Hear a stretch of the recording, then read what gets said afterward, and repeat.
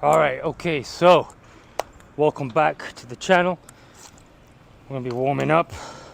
So this is something new I'm gonna be doing, is basically putting myself through a workout, but I'm gonna be recording it. I wanna record my workouts, keep it raw. Just keep it raw, very little to no editing.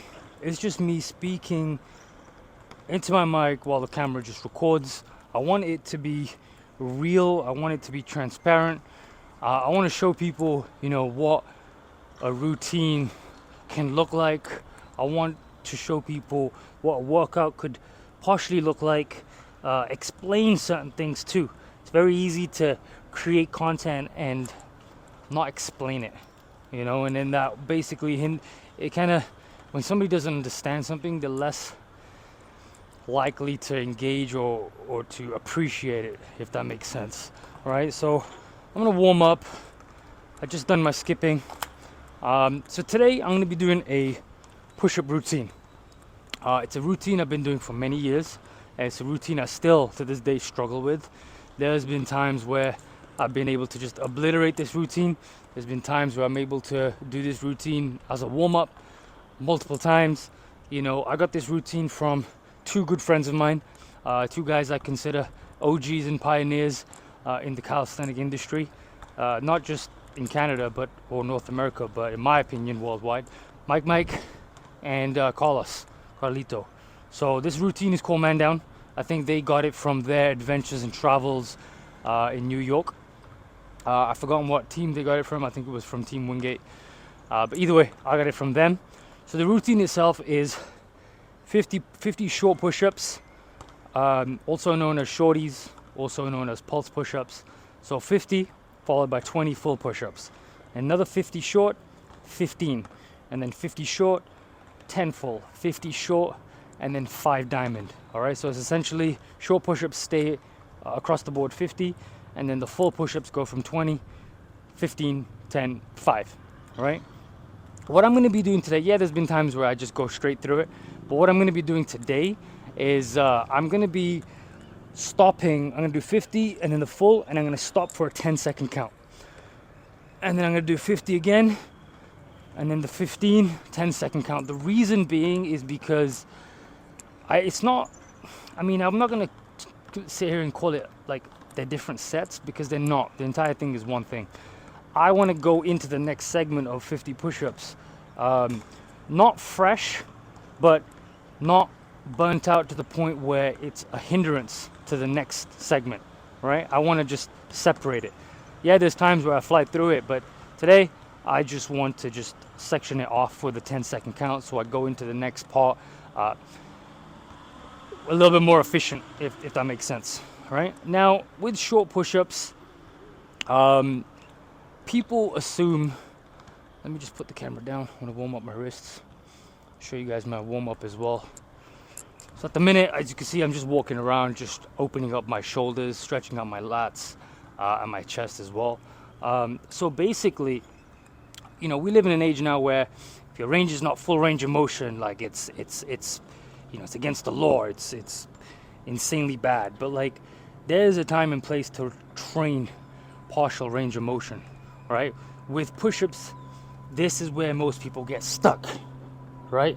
So this is where the short push-ups are. This is the area that we're working, all right? So then that way we do get used to being in there. We're working on the endurance, the lactic acid tolerance, and just overall strength in that range. That's the whole purpose of short push-ups, pulse push-ups, shorties, whatever you want to call them. I call them shorties. Just used to calling them shorties. I've also just in the habit of, regardless of what my workout is, I just like to really stretch out my hips. As I'm aging, my hips are getting insanely tight, so I just really like to stretch out my hips. Again, mobility is just becoming an insane priority to me, especially over the past few years. I just feel as though I can't do the insane stuff I used to do, but if I do it, the risk to reward is just not worth it. You can get injured so easily. It's just not worth going backwards 10 steps just to do one step forward, But I want the people to come to this YouTube channel to see one of two content. it's going to be my speaking videos, my warrior wisdom videos basically, or my workouts.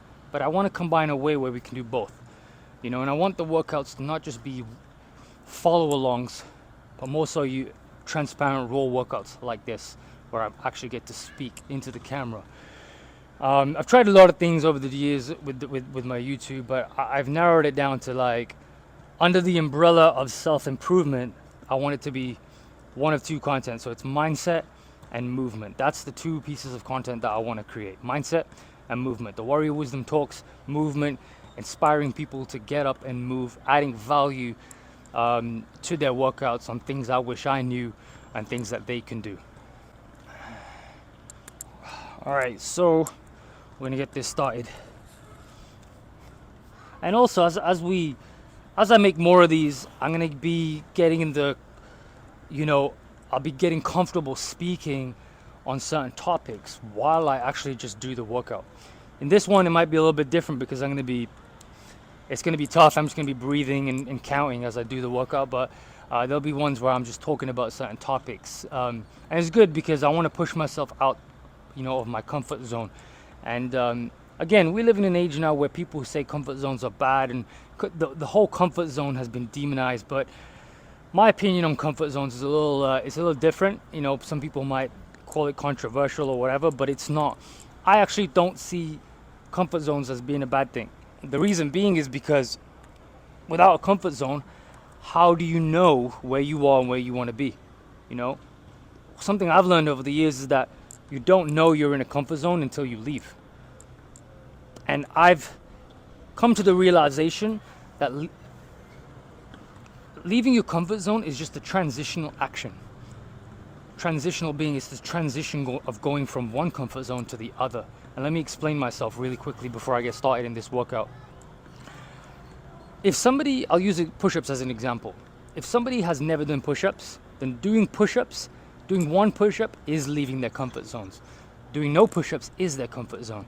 So let's just say that person ends up doing one push-up. One push-up becomes easy for them. Now one push-up is their comfort zone, and doing anything more than one is leaving the comfort zone. Do you get what I'm going with this? So essentially, you will always be in a comfort zone.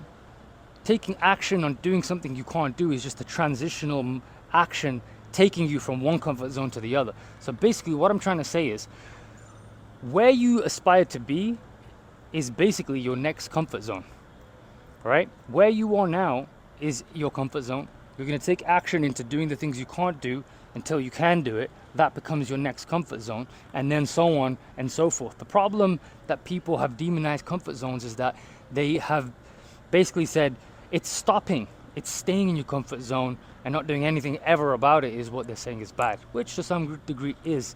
But hey, if somebody is happy in their comfort zone and they've worked hard to get in that zone themselves, then who are we to judge, right? But if you're not happy with your life and you aspire to be elsewhere, then you have to get out your comfort zone, right? So that's my kind of opinion on comfort zones. But that being said, let's get started with this workout. Actually, let me change my top.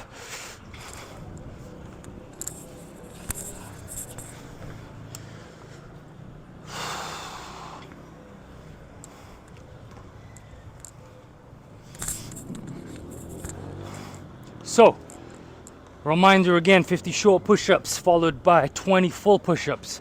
50 short followed by 15, 50 short 10, 50 short 5. All right, let's get, and I'm gonna be doing a 10-second count in between.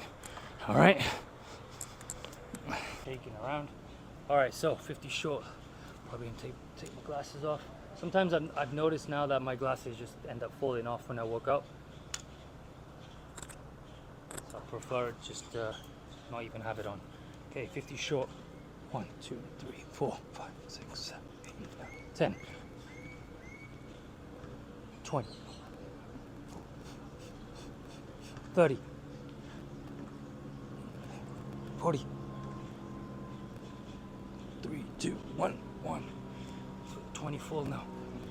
2, 3, 4, 5, 6, 7, 8, 9, 10. Deep breath. Another 10, nice clean form. 10, 9, 8, 7, 6, 5, 4, 3, 2, 1. See, I think I need more than 10 seconds. Whew.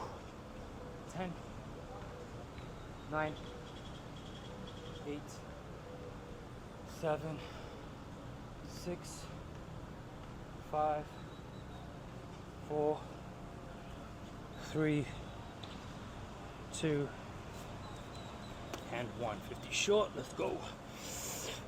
1, 2, 3, 4. 10, 20, 30, 40, 3, 2, 1. One full push-up. 2, 3, 4, 5, 6, 7, 8, 9, 10. 5 more. Damn, that burns. Getting weak, getting old. So we work harder so we get stronger. 5, 4, 3, 2, 1. Whew, that hurt. See, I usually do this on parallettes, so I'm slightly inclined when I do it on parallettes. If you look at the plane of motion, push-ups, when you're paralleted, you're at an angle. It's more shoulders and triceps as opposed to chest and triceps. Alright, that's probably way more than 10 seconds. Whew, so we got 50 and 10. Deep breath, let's go. 1, 2, 3, 4, 5, 6, 7, 10, 20, 30, 40, 2, 1. Oh, 1,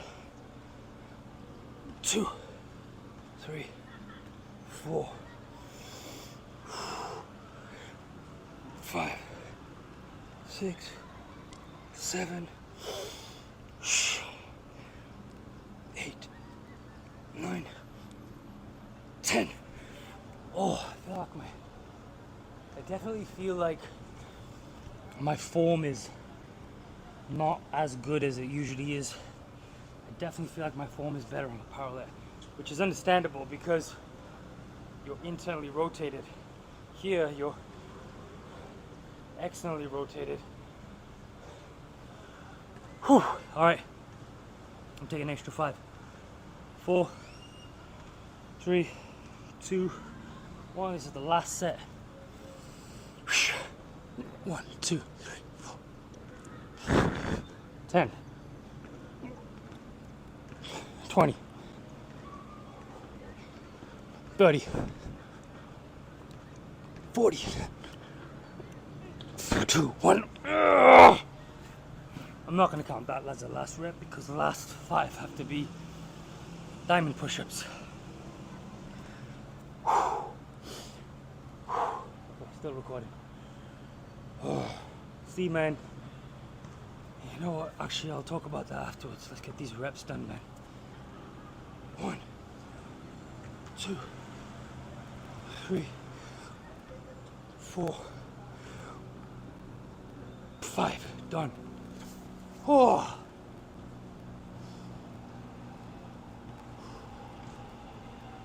Fuck.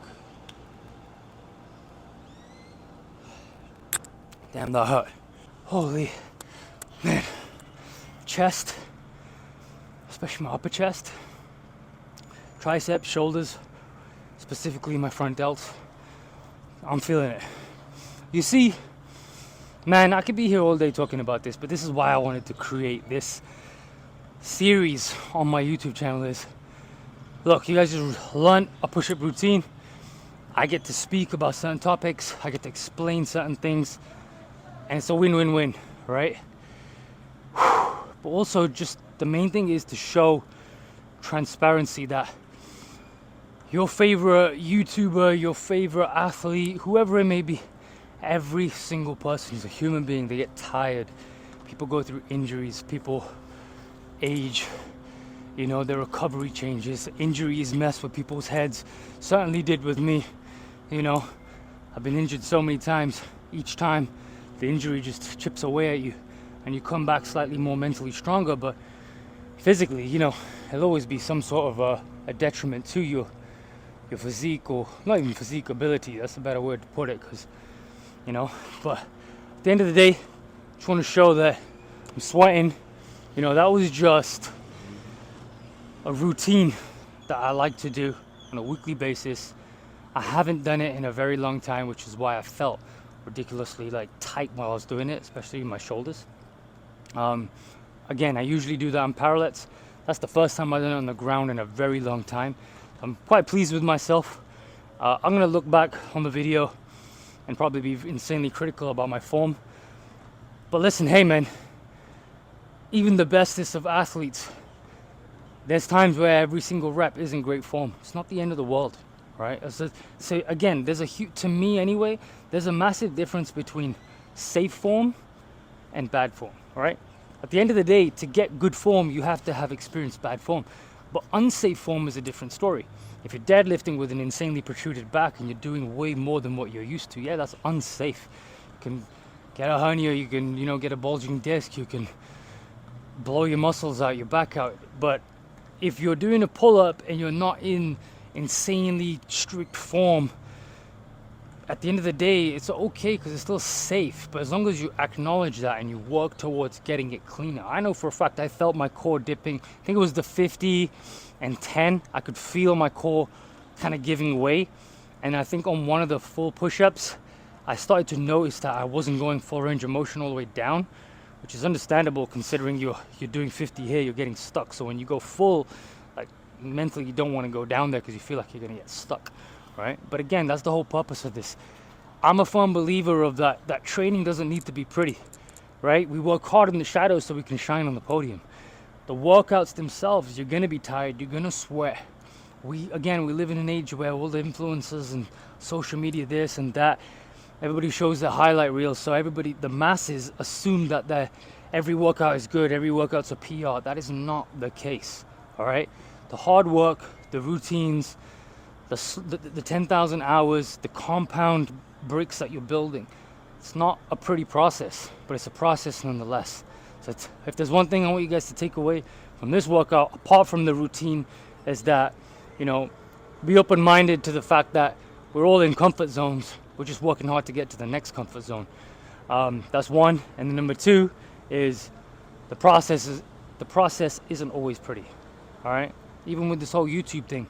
With this series in particular, I'm keeping it raw, little to no edits. I want it to be unscripted. I'm going to show you guys longer workouts. I'm going to show you guys routines. I'm going to show you guys stretches, some of the mobility work that I do before my runs. But yeah, let's keep it going. Until the next one, peace.